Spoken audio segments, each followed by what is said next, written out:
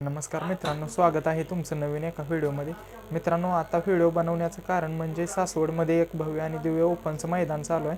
त्या मैदानामध्ये 2 नंबर गटामध्ये बकासूर आणि दुसऱ्या एका गाडीमध्ये सुंदर लढत झाली आणि त्या लढतीमध्ये ती गाडी विजयी झाली मित्रांनो. पण तुम्ही पाहिलंच असेल लाईव्हला, जी 5 नंबर तासामध्ये गाडी होती ती निकालाला बकासूरच्या आडवी आली आणि बकासूरचा पाय त्या छकड्यामध्ये पडला आणि बकासूर थोडासा स्लिप झाला मित्रांनो. पण बकासूरला जास्त काही लागलेलं नाही. बकासूर ज्या प्रकारे उठून स्वतःहून पळत गेला, तर बकासूर चांगला आहे मित्रांनो.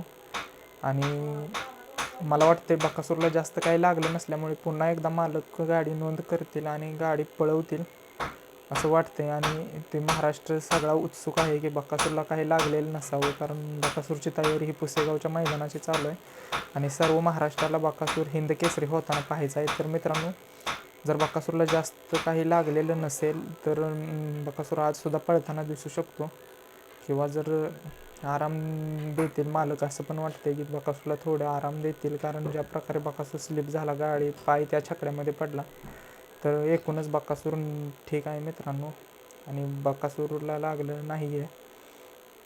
तर तुम्हाला काय वाटते बकासूरबद्दल ते कमेंटमध्ये सांगा आणि व्हिडिओ आवडला असेल तर लाईक करा मित्रांनो. धन्यवाद.